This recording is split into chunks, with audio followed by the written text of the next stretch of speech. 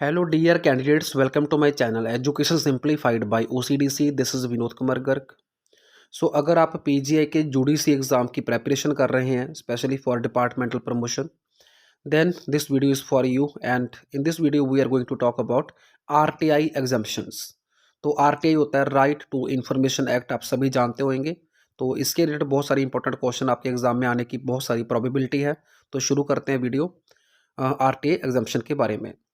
In the RTI Act 2005, Section 8, Subsection 1 list all of the exemptions. मतलब बहुत सारी exemption उसमें दी गई हैं आरटीआई एक्ट 2005 के सेक्शन 8 में और सब सेक्शन 1 में. ओके, तो पहली क्या है? Information disclosure of which would prejudicially affect the security, sovereignty and integrity of India. अगर भारत की सुरक्षा को लेकर कोई नुकसान, कोई चिंता हो सकती है किसी इन्फॉर्मेशन को देने के बाद, तो वो इन्फॉर्मेशन आरटीआई एक्ट के तहत नहीं दी जा सकती. ओके, मतलब वो सूचना जो हमारे लिए, हमारी कंट्री के लिए नुकसानदायक हो सकती है, हमारी सुरक्षा को लेकर बहुत बड़ी उसमें लूपहोल्स हो सकती है, तो उस केस में वो इन्फॉर्मेशन रिलीज़ नहीं की जा सकती इन्फॉर्मेशन एक्ट के अंडर. और इसी तरह से इन्फॉर्मेशन विच में कॉन्स्टिट्यूट कंटेम्प्ट ऑफ कोर्ट, जो इन्फॉर्मेशन, जो सूचना अदालत का अपमान कर सकती है. कंटेम्प्ट ऑफ कोर्ट का मतलब होता है अपमान करना अदालत का, अदालत के फैसलों का अपमान करना, उल्लंघना करना. तो ये इन्फॉर्मेशन भी आरटीआई एक्ट में नहीं दी जा सकती. और सी आता है information that would cause a breach of privilege of parliament और द स्टेट लेजिस्लेचर. सो इसका मीनिंग ये हुआ कि जो सूचना, जो इन्फॉर्मेशन जो पार्लियामेंट होते उसके विशेष अधिकारों का उल्लंघन करती हो, तो वो इन्फॉर्मेशन भी आरटीआई एक्ट के तहत नहीं दी जाएगी. ओके, इसके बाद आता है information including commercial confidence, trade secrets और intellectual property, the disclosure of which would harm the competitive position of the third party.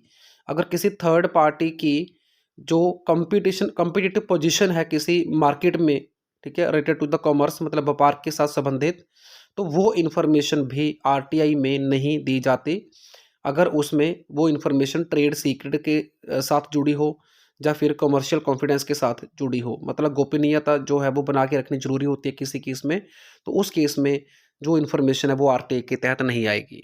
तो आगे इसमें साथ में ये भी लिखा है कि unless the competent authority is satisfied that larger public interest warrant the disclosure of such information. मतलब ऐसी इन्फॉर्मेशन जो वैसे तो आरटीआई एक्ट में एग्जम्प्टेड है, बट ये इन्फॉर्मेशन रिलीज की जा सकती है अथॉरिटी के द्वारा अगर उसको ये पता चल जाए कि ये जो इन्फॉर्मेशन है ये पब्लिक के हित में है. आम पब्लिक, जो आम जनता होती है, उसके इंटरेस्ट की है, उसके हित की है, उसके बेनिफिट की है, तो ये इन्फॉर्मेशन रिलीज़ की जा सकती है लार्जर पब्लिक इंटरेस्ट वारंट, जब अनुमति हो. ठीक है, तो वारंट का मतलब होता है यहाँ पे कि अनुमति हो, आपके पास आज्ञा पत्र हो कि ये इन्फॉर्मेशन रिलीज़ करनी बहुत ज़रूरी है for the public interest. Okay, तो नेक्स्ट बात करते हैं जो इन्फॉर्मेशन अवेलेबल होती है to the person in his fiduciary relationship unless the competent authority is satisfied that the larger public interest warrant the disclosure of such information. इसका अर्थ ये हुआ कि जो फिडुशरी रिलेशनशिप होते हैं उसके साथ जुड़ी हुई जो सूचना होती है वो भी आरटीआई एक्ट के तहत एग्जेम्प्टेड होती है, नहीं देनी होती इन्फॉर्मेशन पब्लिक को जब तक वो बहुत सारी जो पब्लिक है उसके हित में ना हो. ठीक है, तो इसका मतलब ये हुआ जो ये फिडुशरी रिलेशनशिप होता है उसका अर्थ ये होता है कि जैसे मान लो कोई ट्रस्ट है और उसके बहुत सारे बेनिफिशियरी होती हैं जिनको लाभ मिलता है, उनका बेनिफिट मिलता है, तो उनके बीच का जो ट्रस्ट का रिलेशन होता है, भरोसे का रिलेशन होता है, तो उसके साथ जुड़ी हुई जो इन्फॉर्मेशन होती है वो पब्लिक को नहीं दी जाती. ओके, बात समझ में आ रही है आपको? जैसे मान लो कि बहुत बड़े हॉस्पिटल को चलाया जा रहा है किसी ट्रस्ट के द्वारा और उस ट्रस्ट के जितने मेंबर हैं, उस ट्रस्ट के जितने बेनिफिशियरी हैं, तो उनके रिलेटेड जो इन्फॉर्मेशन है उसको यहाँ पे बोला गया फिडुशरी रिलेशनशिप्स. नेक्स्ट है information which would impede the process of investigation और एप्रीहेंशन और प्रोसिक्यूशन ऑफ द ऑफेंडर. अगर कोई ऐसी सूचना जो किसी अपराधी के केस की चल रही जांच में बाधा डाले, तो वो इन्फॉर्मेशन भी आरटीआई एक्ट के अंडर एग्जेम्प्टेड है. ओके, अब नेक्स्ट आता है cabinet paper including records of deliberations which come under the specified exemptions. इसका अर्थ होता है जो कैबिनेट मीटिंग्स होती हैं, जो गवर्नमेंट की मीटिंग्स होती है कैबिनेट मंत्रियों की, तो उनका मंत्रियों का आपस में क्या विचार विटांद्रा हुआ उसको डेलिब्रेशन बोला जाता है। तो उसका जो रिकॉर्ड होता है वो रिकॉर्ड भी आरटीआई एक्ट के तहत रिलीज नहीं कर सकते as a information. Next is information which relate to personal information, the disclosure of which has not relationship to any public activity। अगर कोई व्यक्तिगत सूचना है जिसका पब्लिक हित में कोई इंटरेस्ट नहीं है, पब्लिक एक्टिविटी के साथ उसका कोई लिंक नहीं है, तो ऐसी इन्फॉर्मेशन को, ऐसी सूचना को भी आरटीआई एक्ट 2005 के तहत रिलीज नहीं किया जाता। और which would cause unwanted invasion of the privacy. अगर किसी की प्राइवेसी पे हमला है वो इन्फॉर्मेशन रिलीज करना, तो वो ऐसी इन्फॉर्मेशन भी आरटी एक्ट में एग्जेम्प्टेड होती है। ओके, मतलब पर्सनल इन्फॉर्मेशन आप किसी व्यक्ति विशेष की नहीं मांग सकते आरटीआई एक्ट 2005 में।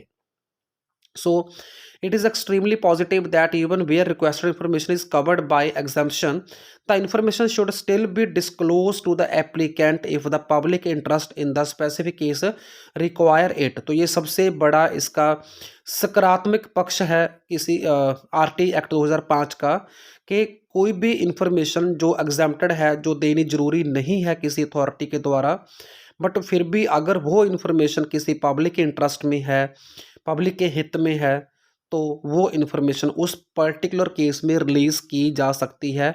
जब तक कॉम्पिटेंट जो अथॉरिटी है वो सेटिस्फाइड होएगी तो वो इन्फॉर्मेशन रिलीज कर पाएगी। When applying this test 3 questions should be asked by official। अगर आपको वो इन्फॉर्मेशन चाहिए जो एग्जेम्प्टेड है तो 3 क्वेश्चन आपसे अधिकारी जो होते हैं आरटीआई के, उनके द्वारा पूछे जाएंगे। ओके, तो वो 3 क्वेश्चन कौन से हैं? Is the information covered by legitimate exemption, कि जो आप इंफॉर्मेशन मांग रहे हैं क्या वो एग्जेम्प्टेड इंफॉर्मेशन है। द PIO पब्लिक जो ऑफिसर होता है, जो इंफॉर्मेशन ऑफिसर होता है, should tell you in the notice responding to your application what the exemption is, will disclose cause substantial harm, के जो इंफॉर्मेशन आपको दी जा रही है वो इन्फॉर्मेशन किसी को कोई नुकसान करेगी या नहीं। थर्ड है is the likely harm greater than the public interest, के जो नुकसान है वो पब्लिक इंटरेस्ट से ज़्यादा है। तो इन सभी 3 क्वेश्चन के रिप्लाई का जो निष्कर्ष होएगा उसको निकालने के बाद फिर देखा जाएगा कि वो इन्फॉर्मेशन पब्लिक इंटरेस्ट में रिलीज़ की जा सकती है या नहीं। ओके, सो नेक्स्ट आता है हमारा by the section 24 subsection 2 in the RT Act 2005, the central government may by notification in official gazette